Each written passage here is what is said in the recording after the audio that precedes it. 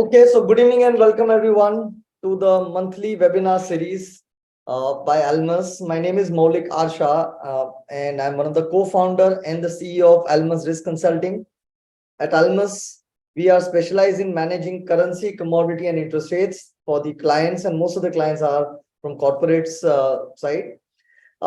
This monthly webinar series is inside of our commitment to share, spread knowledge.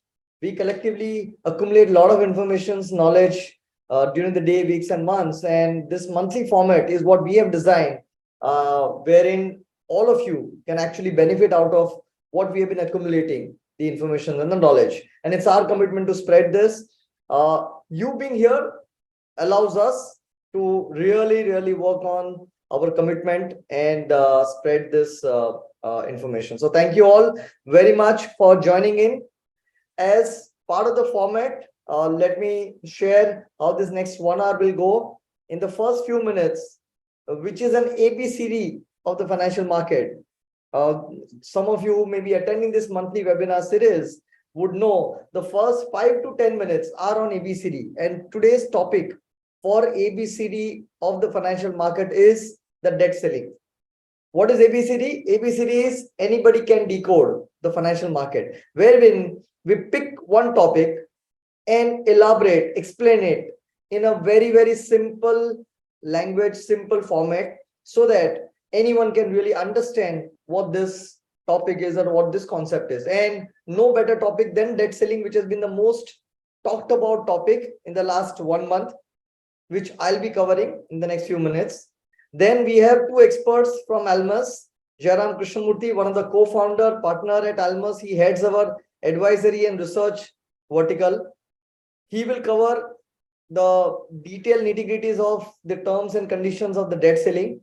And we also have another expert, a young and dynamic Shikhar Garg, AVP Treasury Markets, who has done some bit of a research on some past, where this entire debt ceiling comes from, what has been the history, and he will share his insights into of the analysis that he has done.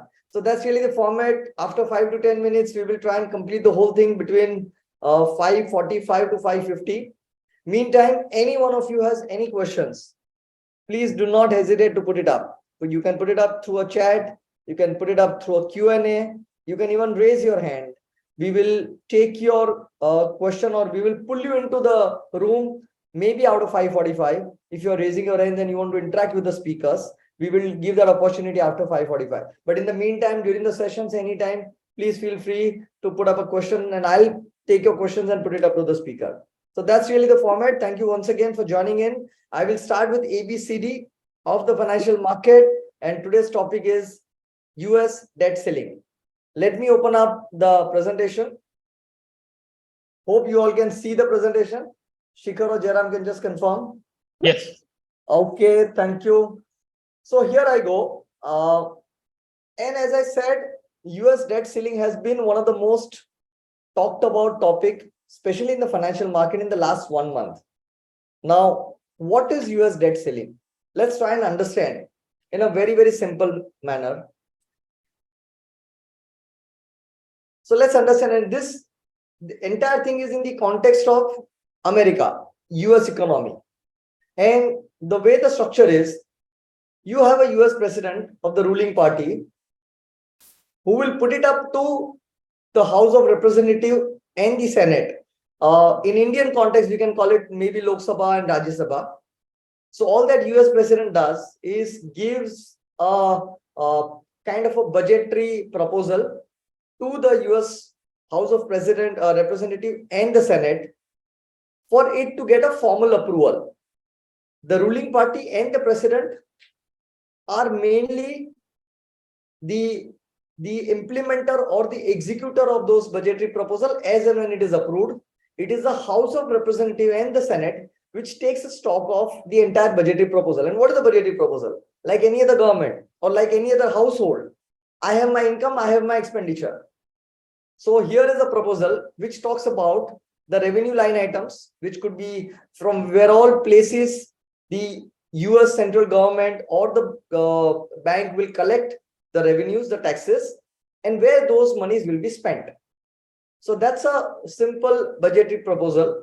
which will go to the House of Representatives and Senate. And naturally, once it is approved, it is the US President and the ruling party and the Treasury Secretary, the entire the team, which will then implement within those guidelines. Now, let's look at what really happens when you have an expenditure which is more than the revenue. Now, it can so happen that the proposal which is being given by the ruling party, the president, may be accepted, or it can be that it is so much overboard that it may even be rejected. Consider that once the proposal is really approved and the House of Representatives and Senate has really taken the stock of where the money is going to get spent, where the money will be collected, probably there is a gap. And the question really is, how do I fill the gap? When my expenditure is more than the income, and again, look at your own household, look at your own enterprise, the company, the individual level. When my expenditure is more than the income, naturally, I have to fill this gap by borrowing. This borrowing is nothing but my debt. So here is a case when we are talking about US economy, where the spending for a number of years has been more than the taxes. Naturally, there is no other source than borrowing from the market. Now, here are the two things. When you keep borrowing, there is certain limit up to which, and this is again a history which Shikhar will cover separately, that what has been really the selling. And somewhere in the past, this amount has been identified that beyond which a national debt or a US government debt cannot really go up. Now, what happens when you are closer to the limit? There is only two possibilities. Either you reduce expenditure, you bring down the level of debt to an extent that you still have some cushion so that you really don't hit the ceiling. Or alternatively, you go back to the Senate and the House of Representatives and increase the ceiling. Now, that exactly is what has been really happening in the last a month or so, which is what really has made the market extremely active about, very curious to know what really the developments are. And to exactly get into this details of what the developments were, what really happened, what the impact could be, we are now just getting into the insights from the experts that we have. And at this point in time, let me welcome both Shikhar and Jayaram. Welcome on board for today's session. And let me begin by putting up the question first straight to Shikhar as to what really has been the history. Where this debt ceiling, entire debt ceiling comes from. What has been the background, how really it has piled up, and what this debt ceiling is all about in the very technical terms. What I've explained is a very, very layman thing, but just explain in detail what this entire thing is. Over to you, Shikhar. Sure, MS, and thank you for giving me this opportunity, and I welcome you all. But before we get into what exactly debt ceiling and how the history has panned out, I'd really like to just elaborate a bit more on what MS you just mentioned, that there has been generally the spending has been more than what the budgeted revenues has been for the government. Now, where do all this spending goes, and how has this eventually percolated into something as debt ceiling, which is being talked about on regular basis by the market participants as well. So I'll just put on a small PPT wherein I have certain pointers that can be relevant for this particular topic.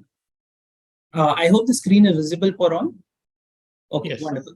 So just like MS mentioned, there has been a lot of borrowing for the spending that the government does. Now, this spending can be in any format. It can be the social security or the Medicares or the veteran benefits that we've been talking about. And Medicare has been one of the very big issues during the Obama era. If you or anyone in the history has been following the US politics quite often, Medicare was one big factor. Apart from that, all the unemployment benefits, even during COVID, a lot many received a lot of unemployment benefits. Now, these unemployment benefits comes from the government spending.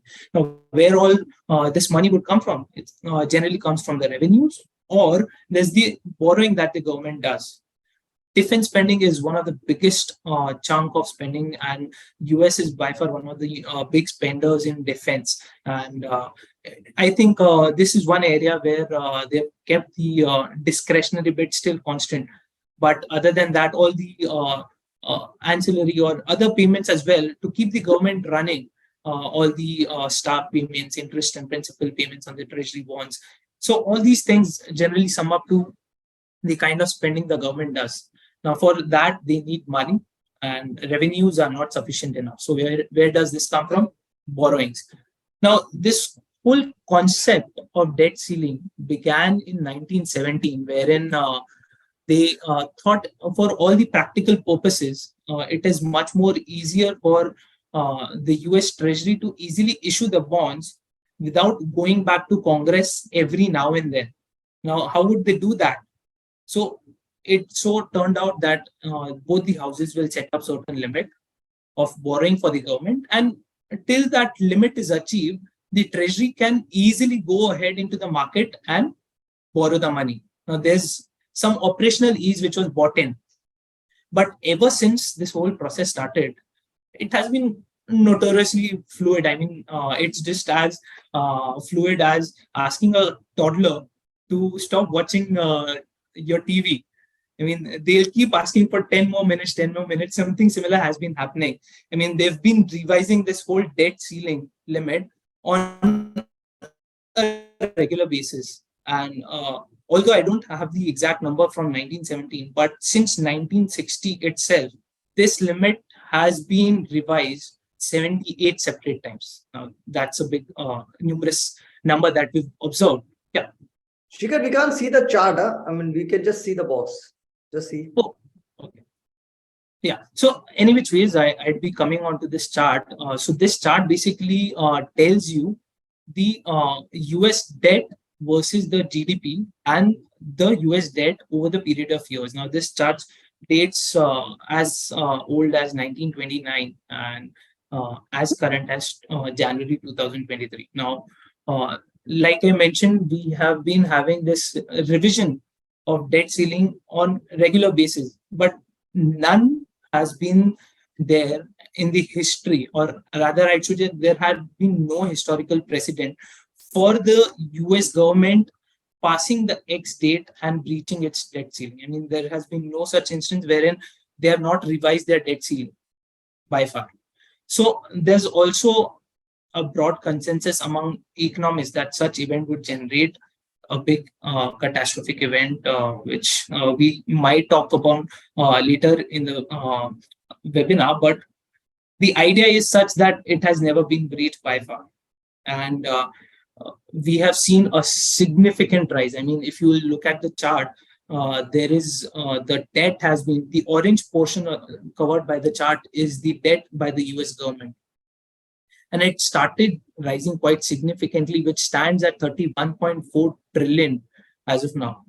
And if you will see, there's one very peculiar thing about these particular debt which is being raised.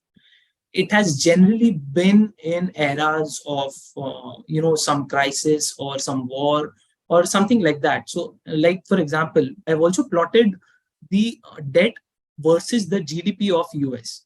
Now, if you'll see, when the World War II ended, the debt to GDP was at 120%. I mean, the debt US government had was 120% of their overall gross domestic product, which is higher than what they can be generating out of their economy. And majority of this spending was on the defense side. Similarly, if you avoid, let's say, wars, if we'll skip out wars where the significant spending has been on defense, there's also QEs which has happened in the recent history. And these QEs have been to, pull out support the economy from the crisis. For example, significantly, the debt has risen in 2007 to 2013 period. This debt has risen from 10 to 12 trillion to 15 trillion. There was a rise of approximately 3 to 4 trillion in these 3 years.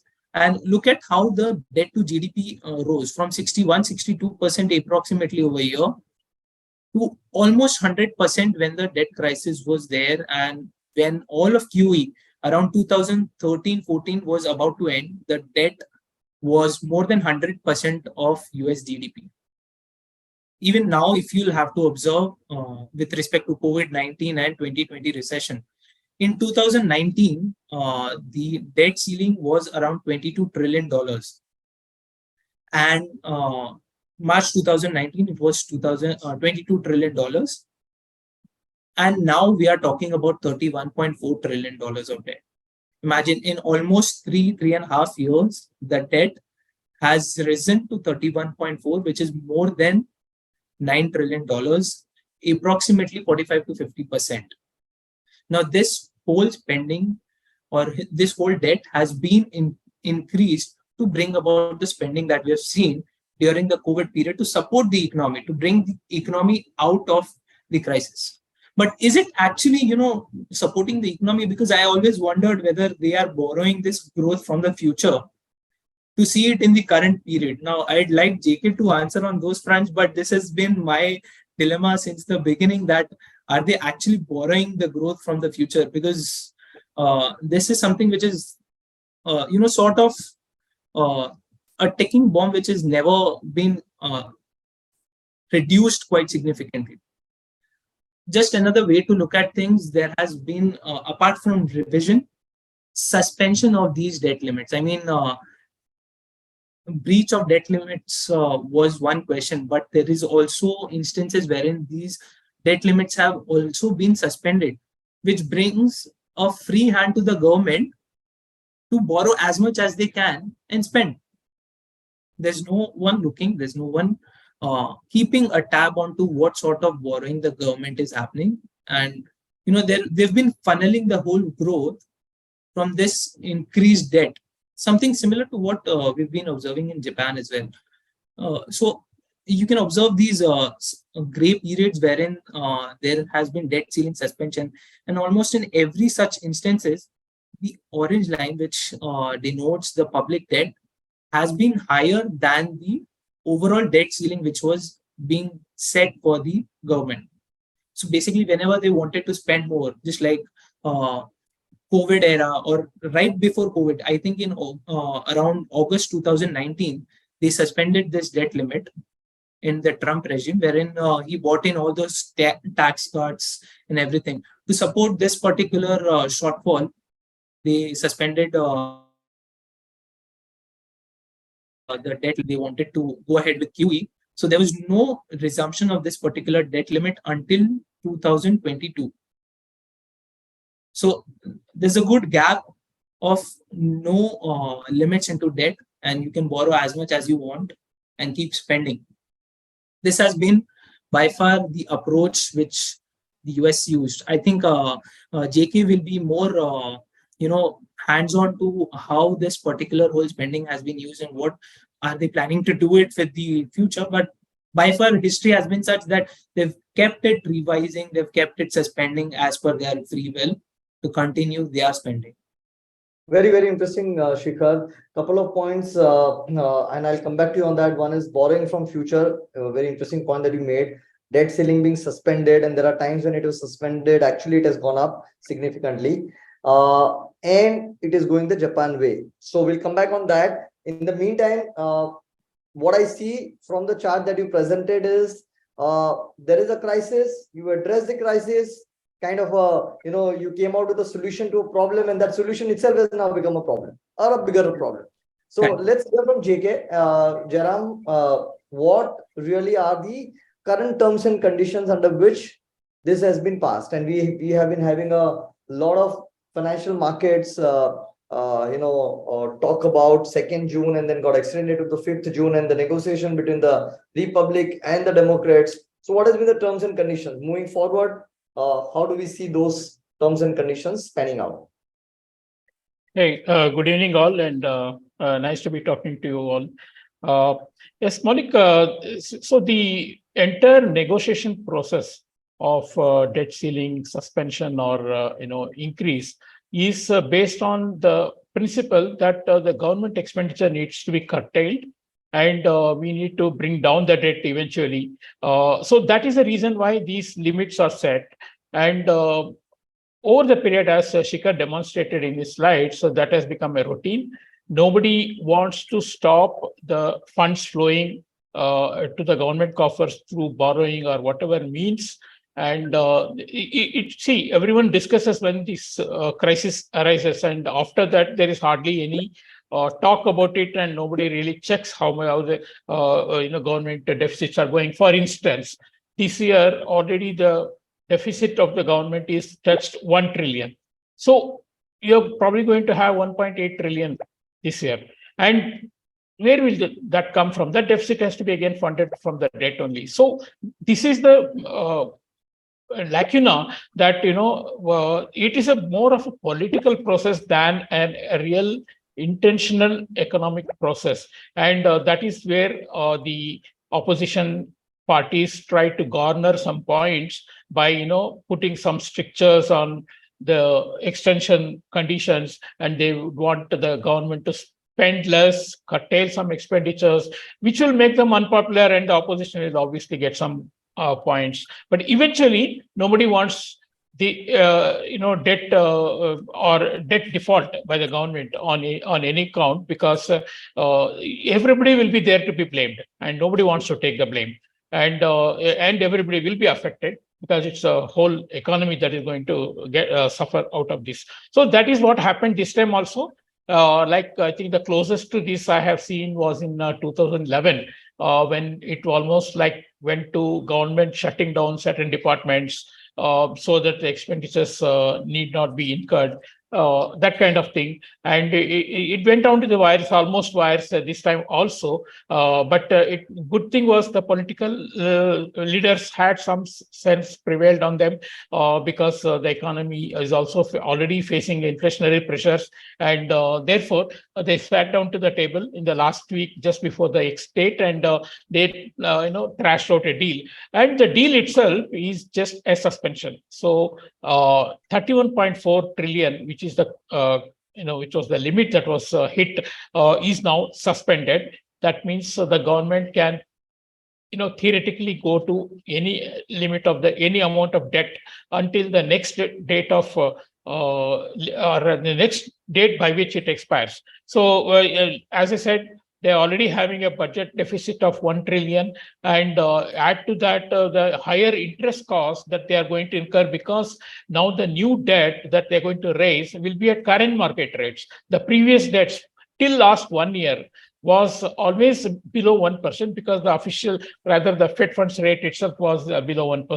And the market borrowing was always, long-term borrowing was also between 1 and 1.5%. And now that goes above 4%. If it is, if it is 30-year, it is going to be near 4%. If it is 10-year, it is going to be near 3.7%. And even a 2-year is much higher. So this is the kind of extra cost that they're going to add to their borrowing, add to their expenditure, and that will effectively add to their debt. So they haven't given time till 2025. Till then, there will be no bar on any debt to be increased. Now, the coming to specific conditions on which this debt ceiling suspension has been done.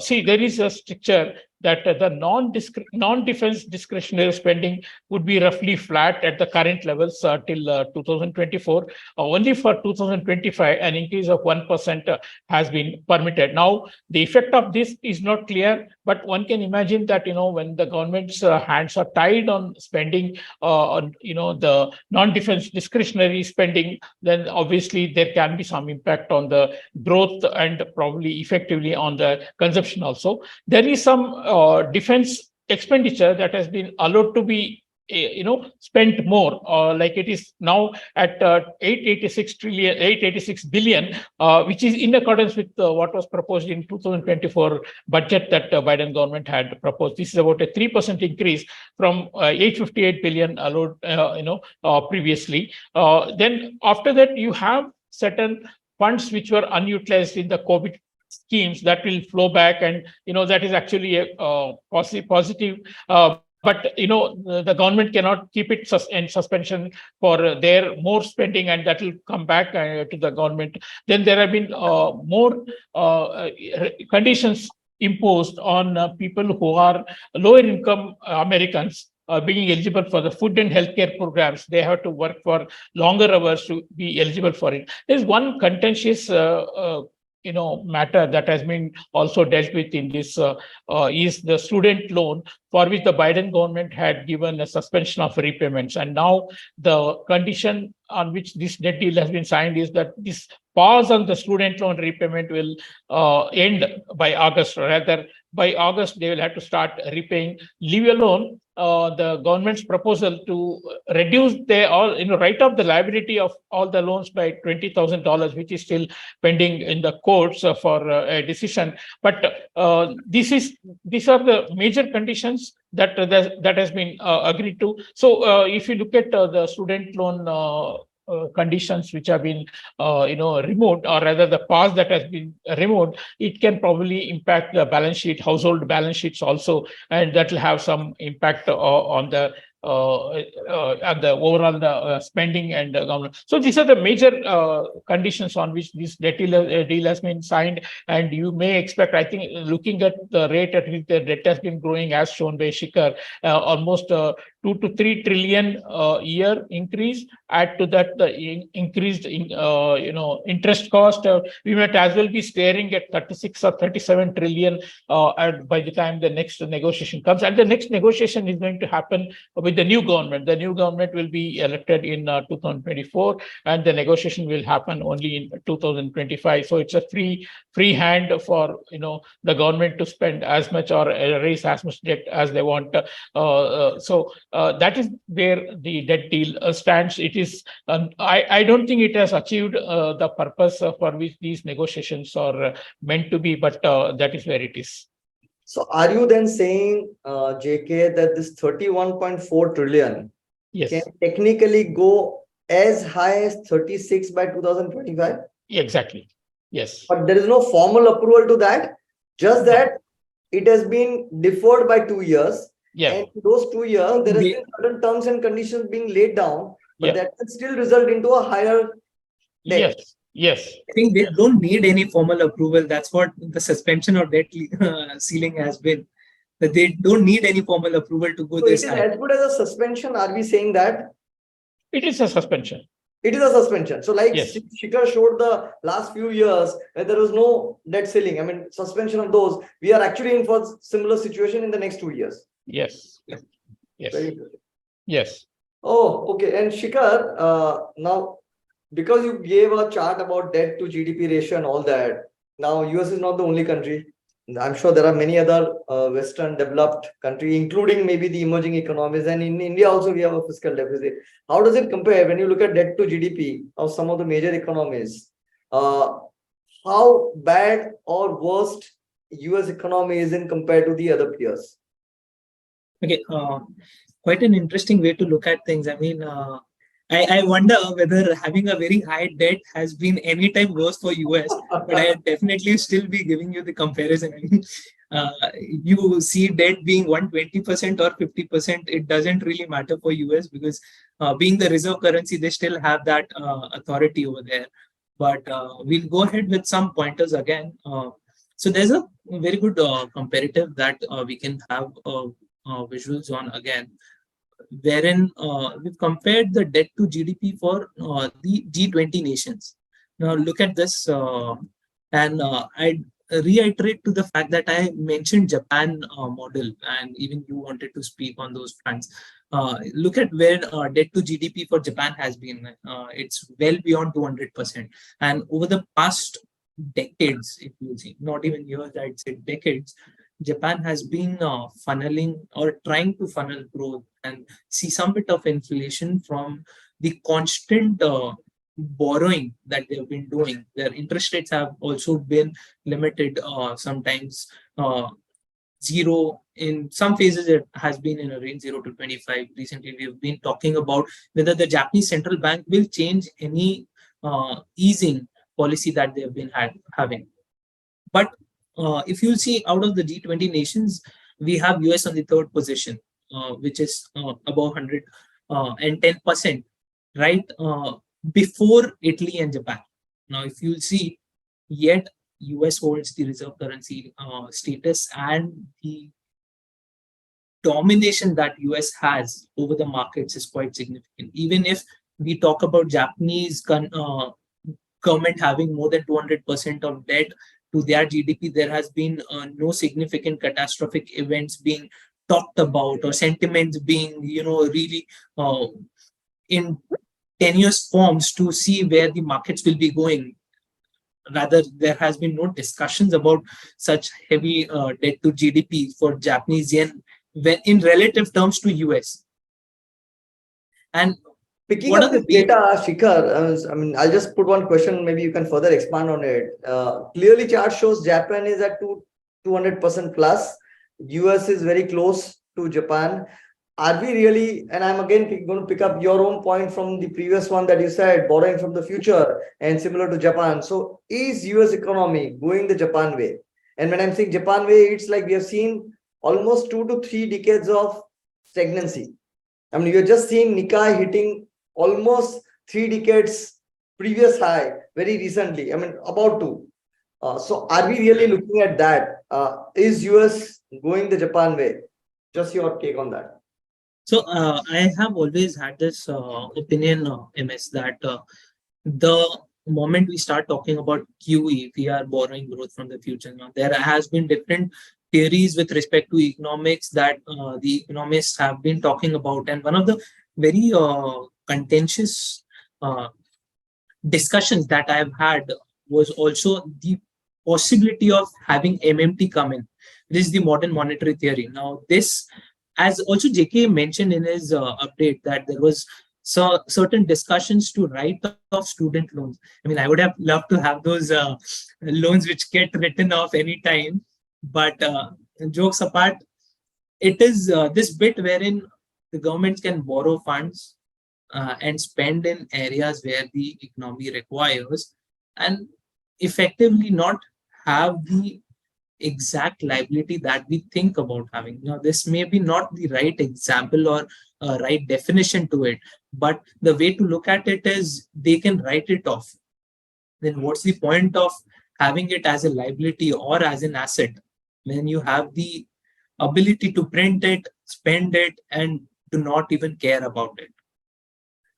So I wonder where this whole money concept will go. But effectively, yes, it as of now looks like a ticking bomb. As JK mentioned, the interest burden constantly keeps on increasing. Now, he mentioned that the interest rates were below 1%.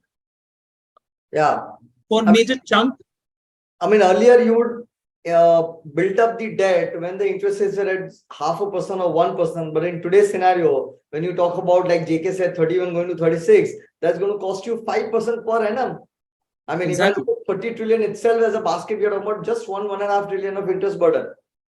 Definitely. So, just want to add one point here, very interesting thing that I came across, that in the next 18 months, 1/3 of US debt issuance of the previous years will mature. So when they mature, they will have to reprice the new issuances. Yeah. According to the current interest rate.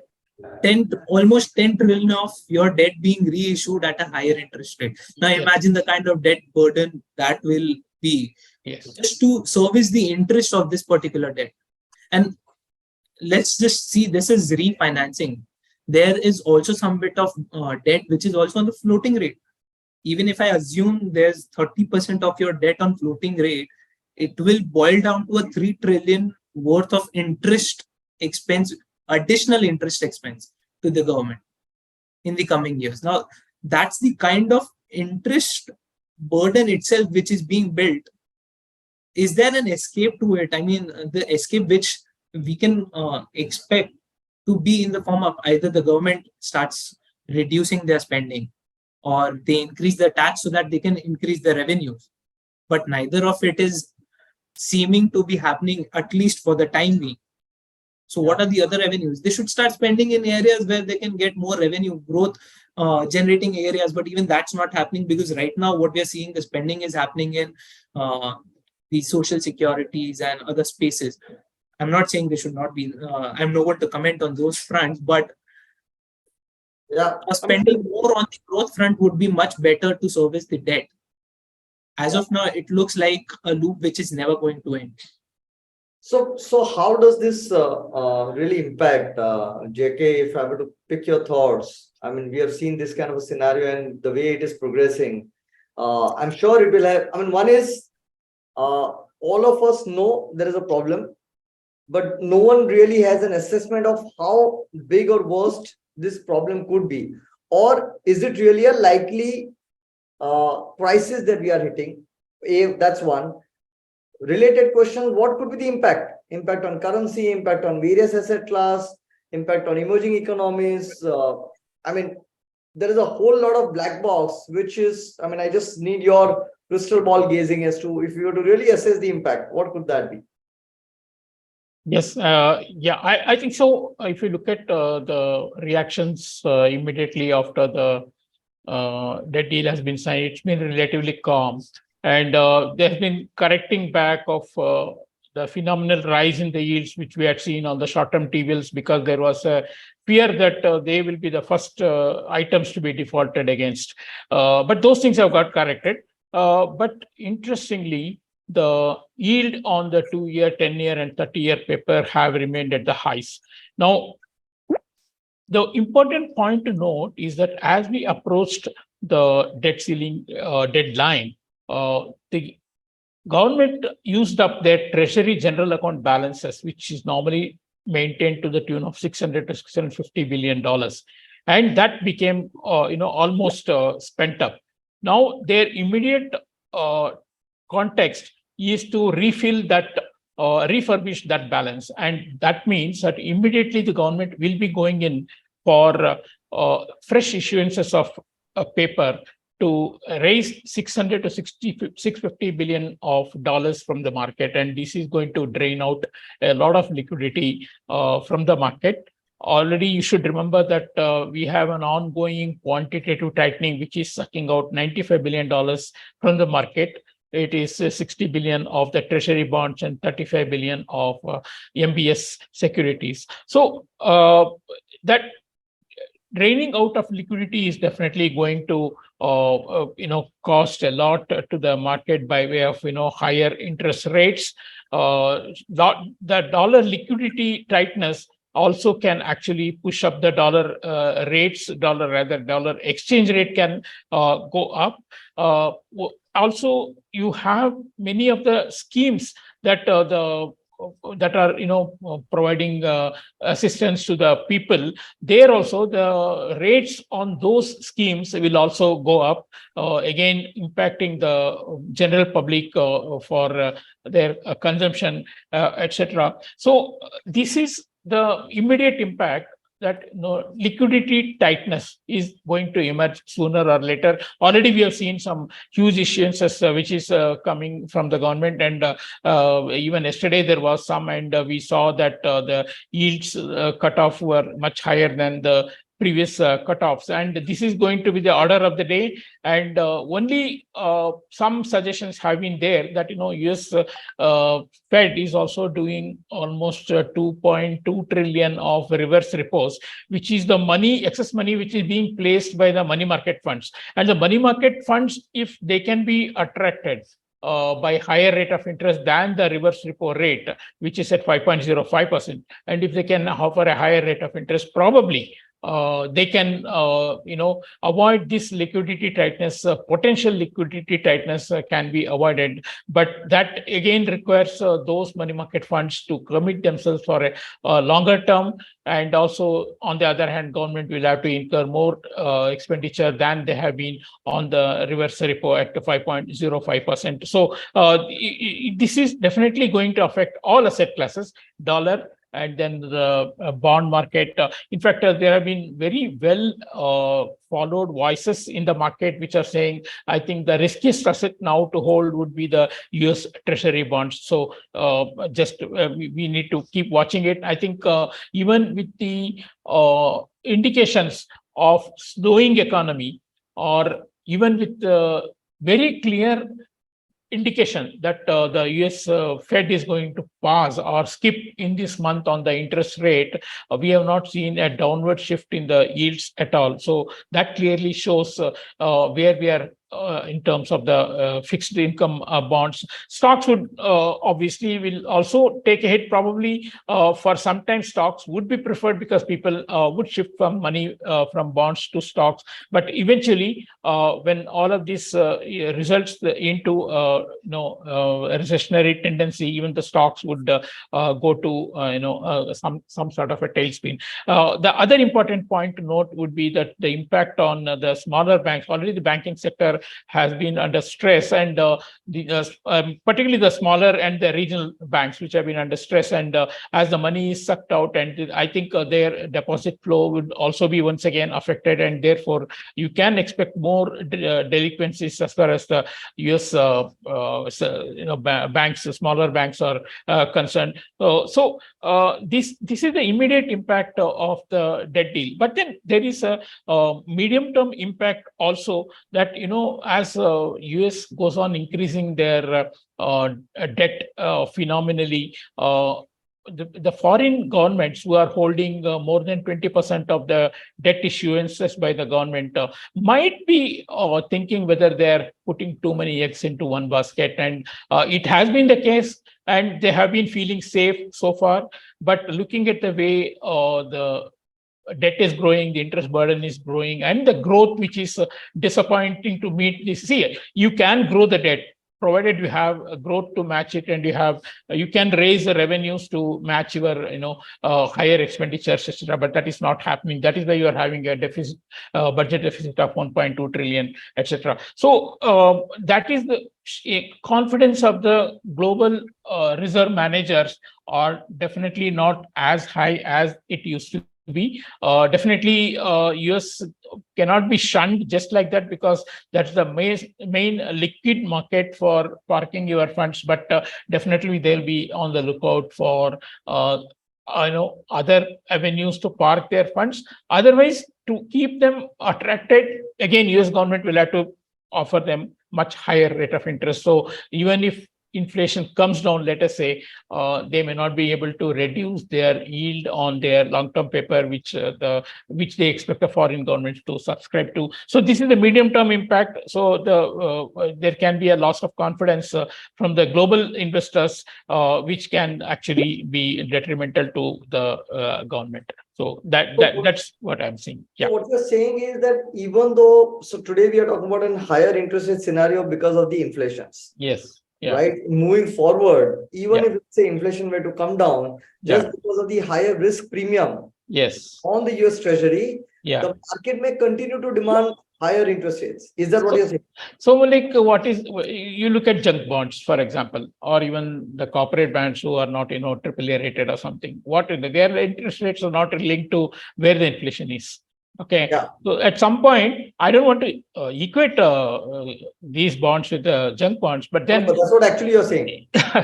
So you might have to attract the foreign government's participation only by offering a higher rate of interest, definitely, at some point of time. So it's a risk premium that a market will expect. And let me relate it to that, a question to Shikhar. By the way, we are at 5:45. I don't see any questions being popped up. So I'll continue my questions till 6. And in the meantime, participants, feel free to put up any questions that you may have on a chat box or on a Q&A. My next question goes to Shikhar as to how the market is perceiving the whole development in terms of the CDS, the rating. What is it that market really is pricing in?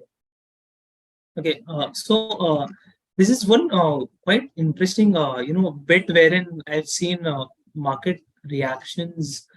I mean, having US CDS higher than the CDS for Greece and similar economies was quite surprising for me. I mean, it definitely is difficult to identify, clearly what exactly is the impetus of the financial stress, or where the whole contagion is going. But the way the reactions or the irrationality has been, it has been a perennial question for me. Like, how would the economy, respond to such events? And even if I have to, look in the history, let's say 2011, where there was a very serious discussion around these particular debt ceiling breach, and there was a whole new playbook being observed by the market participants, wherein they went on to destinations farther from US to put their money.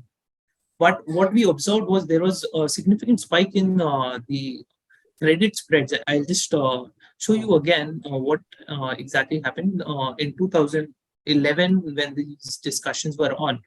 Now, there was a downgrade on the credit rating for US, and the next was that although S&P during that particular period in August 2011 showed some small distress, went down a bit, it eventually recovered. Similar was the yields. Uh, at some point in August 2011, it came down. It sustained for a while, and it moved on. But what was quite interesting was the spreads. If you are a triple B rated corporate, the spike in spreads for triple B corporates was quite significant. If you'll see the chart on the left side, this was the spike in triple B spreads. And it sustained so for another couple of years.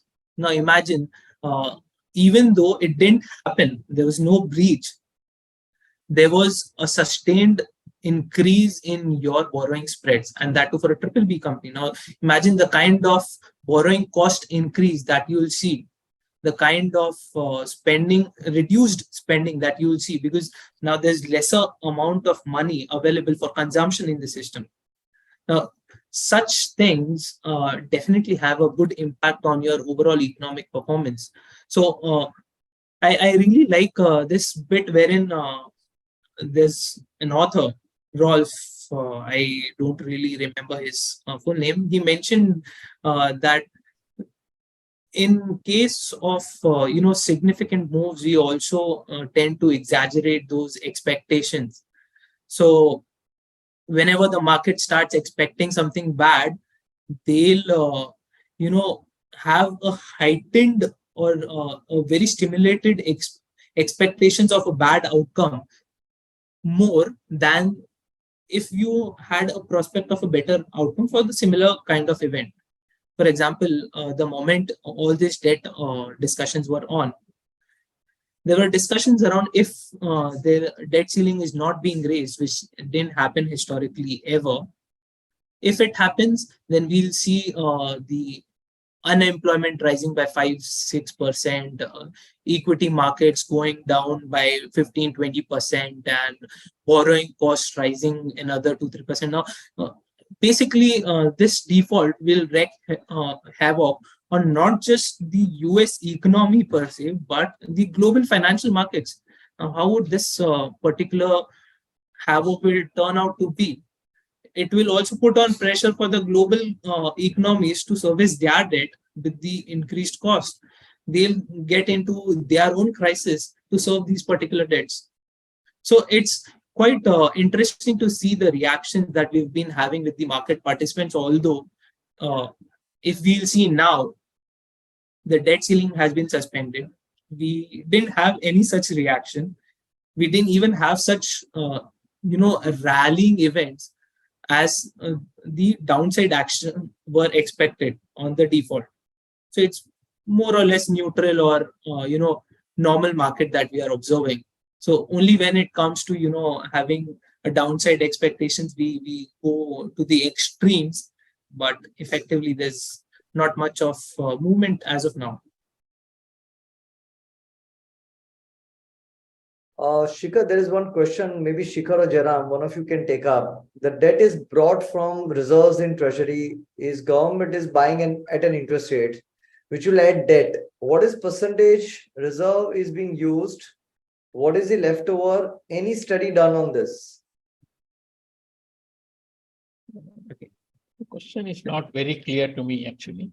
My reading of the question is that you are actually borrowing, and that borrowing is at an interest rate, partly which you covered. Earlier, the interest rates were at 1%, and now it is at 4 or 5%. Naturally, that will further add to the debt. Correct.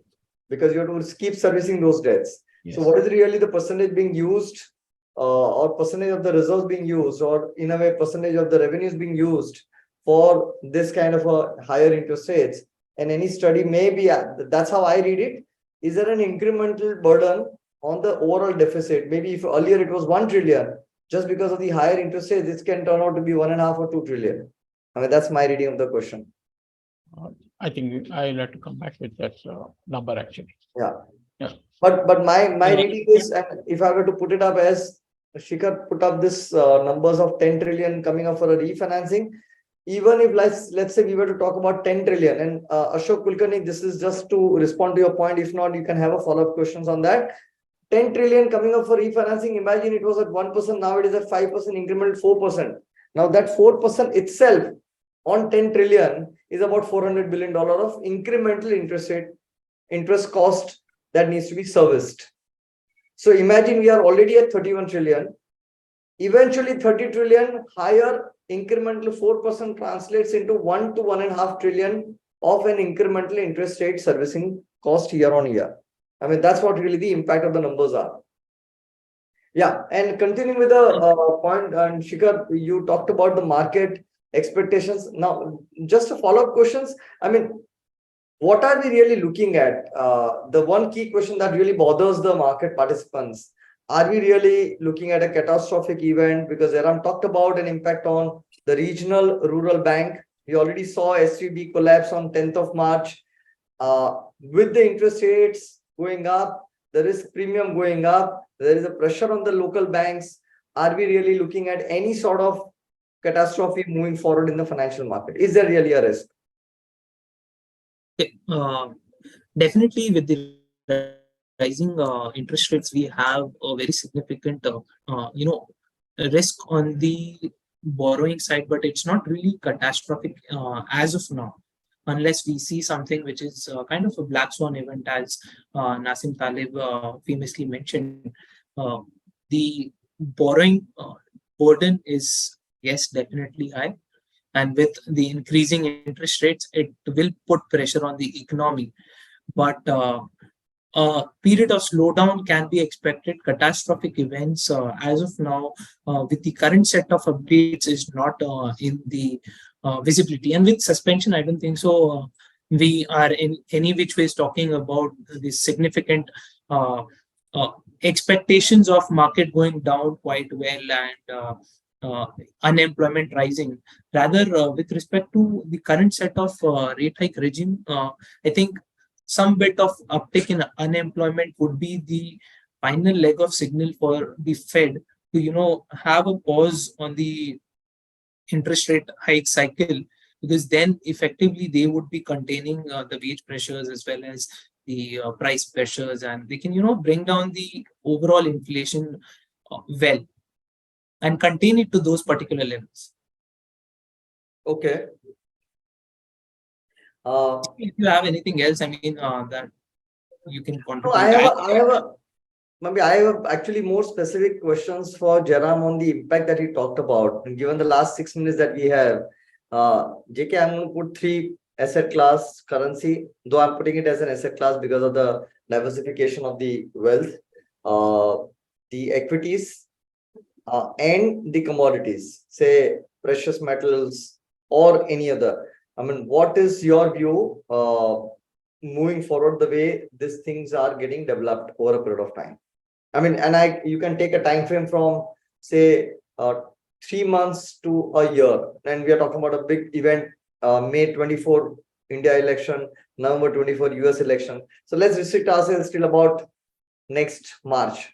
How do you really see those things happening? Okay.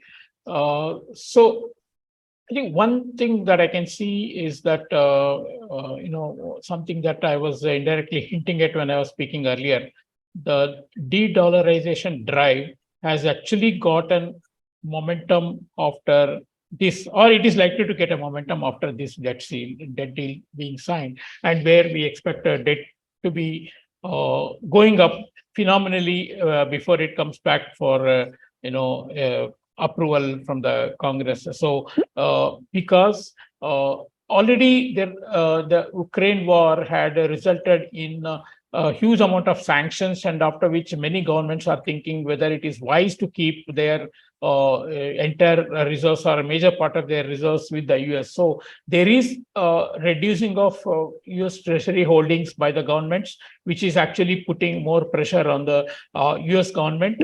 So that will keep, that is why I said they will have to offer higher rate of interest to see that, they are attracting foreign money. But despite that, when as and when the foreign governments reduce their holdings, I think dollar will be under pressure. So like any other government which is not able to maintain their deficit as well as to maintain their debt level. See, World Bank says 75% is the benchmark beyond which the risk starts. But now we are almost like doubling that debt to GDP ratio. So I think at some point of time, US government will have to face the music. I think dollar will have a tough time. Yeah, but if I have to restrict myself to the next 12 months of what the market would do, I think interest rates in the US will stay high. Higher for longer is what I would think.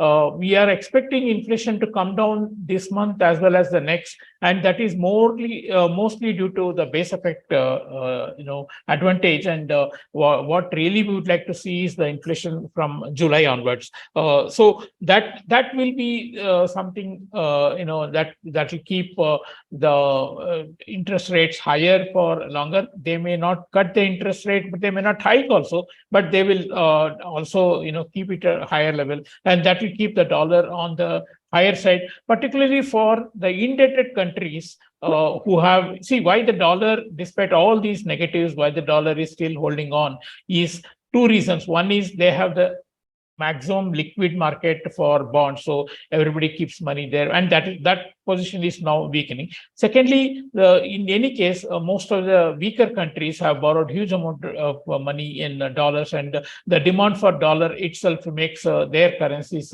weaker. So the EM currencies are likely to face some pressure going forward. In the higher interest rates will definitely mean that the borrowing also will become costlier for investments into other countries, unless the country, suppose some country like India, which has a far higher growth rate compared to others, we will still continue to attract money. So we will have to differentiate between countries. We cannot equate all of them together, but in general, weaker EMs will have a problem. Countries like India will continue to get flows. Therefore, even if the dollar remains strong against the general EM pack, I think rupee, I don't think will face much of a too much of weakness. We might have, we are also a deficit country, but we will have capital flows as well.